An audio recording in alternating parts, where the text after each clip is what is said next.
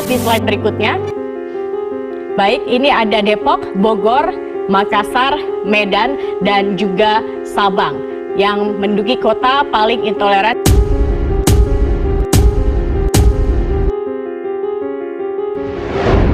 Hasil sensus tahun 2020 menyatakan bahwa jumlah penduduk kota Medan mencapai kisaran sebanyak 2,44 juta orang. Kota ini merupakan kota terbesar ketiga di Indonesia setelah DKI Jakarta dan Surabaya, serta kota terbesar di luar Pulau Jawa. Menurut Bappenas, Medan adalah salah satu dari 4 pusat pertumbuhan utama di Indonesia, bersama dengan Jakarta, Surabaya, dan Makassar. Medan adalah kota multi-etnis yang penduduknya terdiri dari orang-orang dengan latar belakang, budaya, dan agama yang berbeda-beda. Selain Melayu dan Karo sebagai penghuni awal, Medan didominasi oleh etnis Jawa, Batak, Tionghoa, Minangkabau, Mandailing, dan India. Kota Medan sebagai kota metropolitan tidak sepi dari letupan kejadian intoleransi beragama. Sebagai sebuah negara yang memiliki ragam kemajemukan, Indonesia memiliki ruang yang cukup bagi potensi munculnya gesekan sebagai akibat perbedaan keyakinan dari para individu penghuni negara. Perbedaan keyakinan tersebut pada kenyataannya memiliki pemaknaan yang lebih mendalam dari sekedar perbedaan sebagai akibat pilihan individu. Namun merupakan perbedaan yang telah diwariskan secara historis dan mengakar dalam secara kultural. Dalam konteks kehidupan sosial, perbedaan pandangan sebagai buah karya pewarisan secara historis telah melahirkan adanya pengelompokan terhadap apa yang dinamakan mayoritas dan minoritas. Pengelompokan tersebut hendaknya dimaknai sebagai sebuah kekayaan yang diakibatkan adanya perbedaan keyakinan yang menjadi sarana pemersatu dalam kehidupan bernegara. Kepercayaan lain adalah salah bukan termasuk intoleransi beragama, melainkan intoleransi ideologi. Kata intoleransi itu sendiri berasal dari prefix in yang memiliki arti tidak atau bukan, dan kata dasar toleransi yang memiliki arti bersifat atau bersikap menenggang, di mana menenggang di sini yaitu menghargai, membiarkan atau membolehkan pendirian yang berbeda atau bertentangan dengan pendirian sendiri. Ada lebih dari satu agama yang tumbuh dan berkembang di Indonesia. Namun sayangnya, dengan keragaman agama ini justru memicu timbulnya beberapa perselisihan. Tidak sedikit loh kasus pelecehan agama terjadi di Indonesia, bahkan juga ada yang sampai menimbulkan bentrokan berat.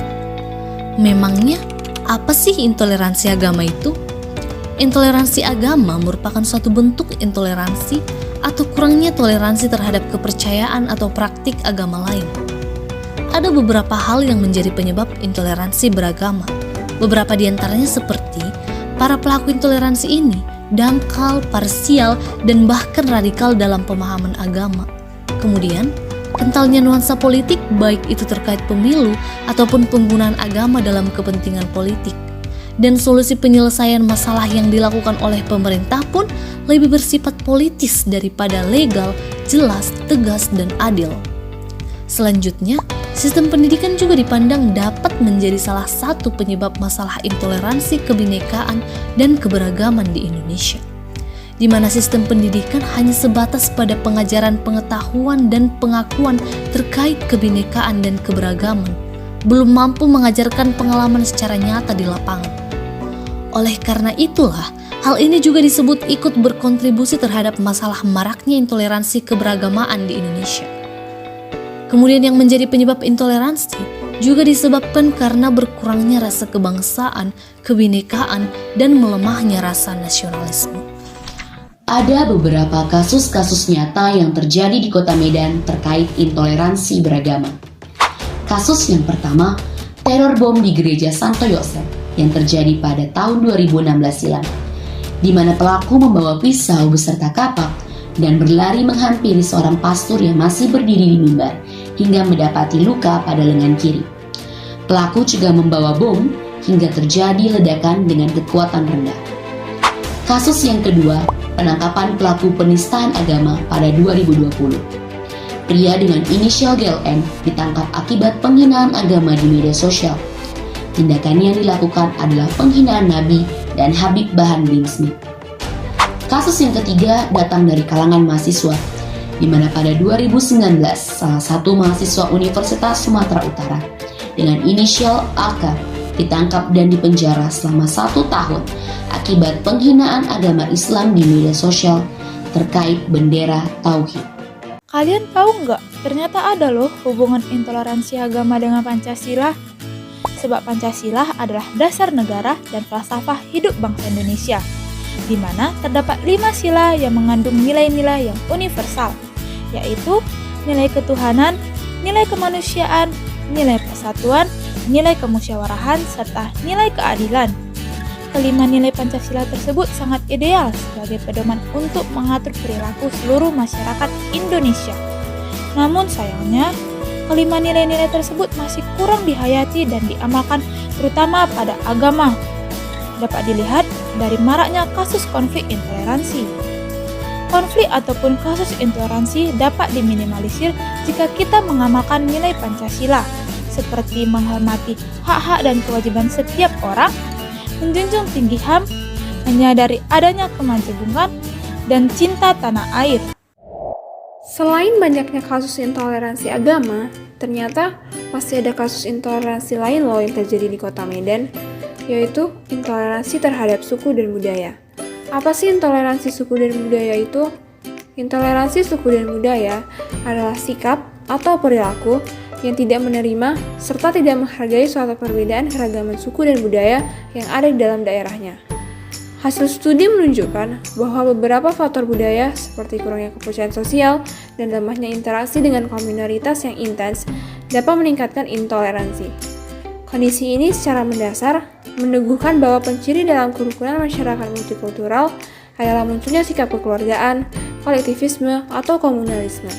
Membangun kerukunan dalam kehidupan masyarakat yang multikultural memerlukan kesepahaman di antara subkultural masyarakat yang terdapat di dalamnya.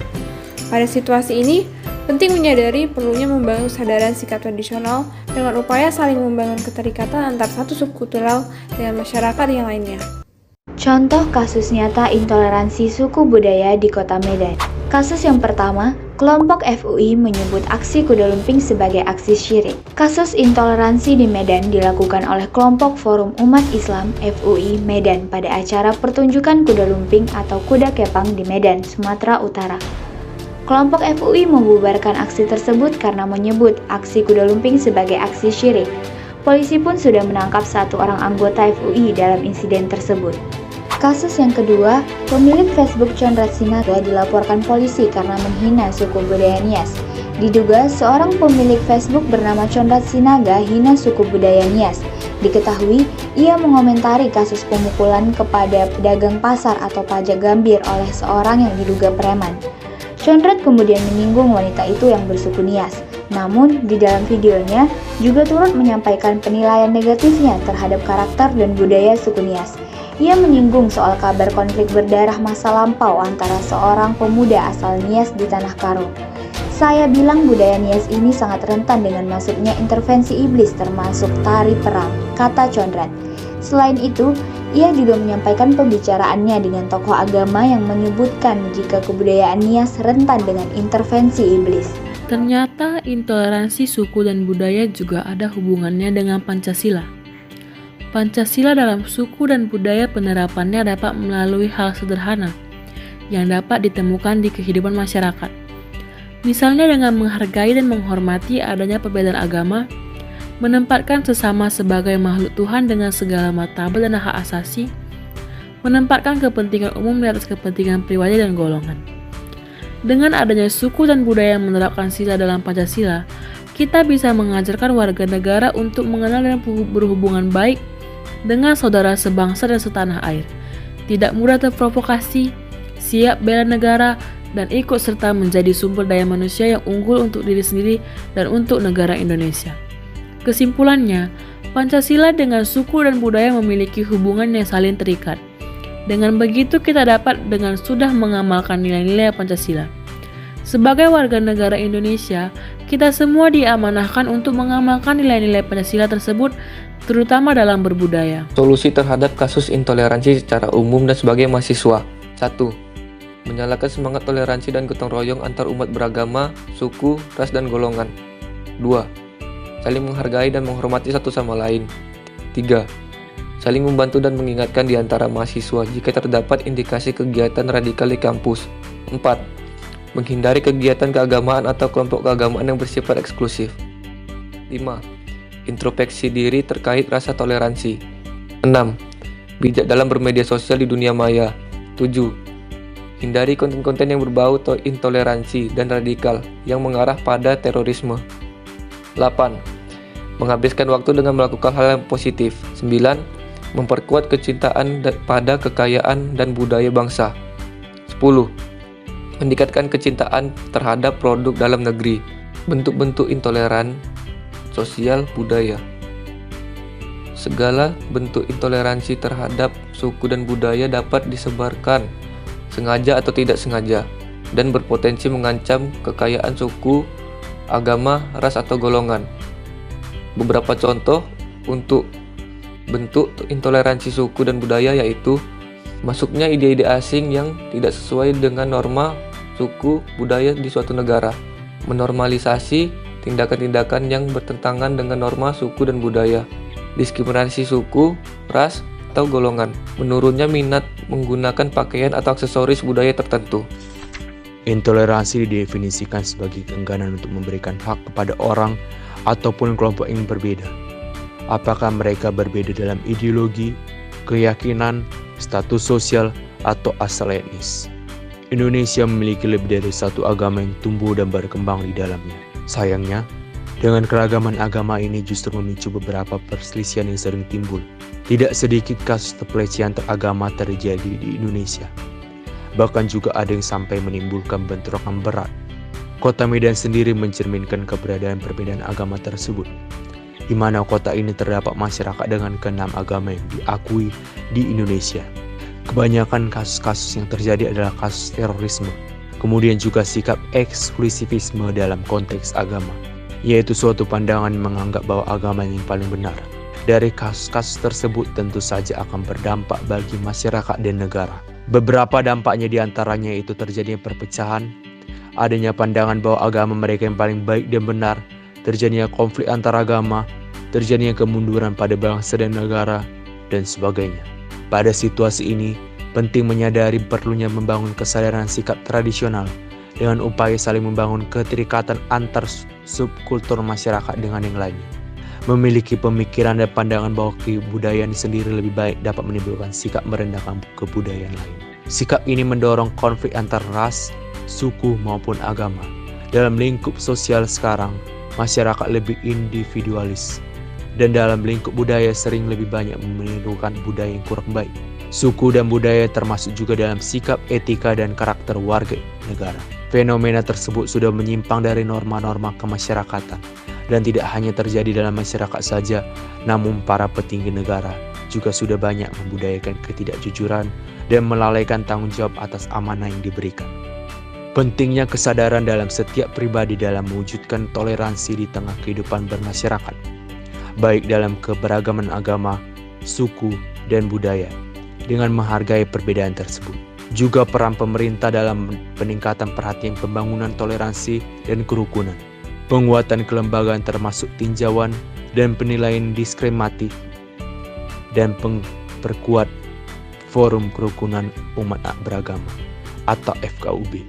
Selain itu, pemerintah juga harus memenuhi hak konstitusional minoritas serta meningkatkan peran masyarakat dalam praktik dan menyarankan toleransi.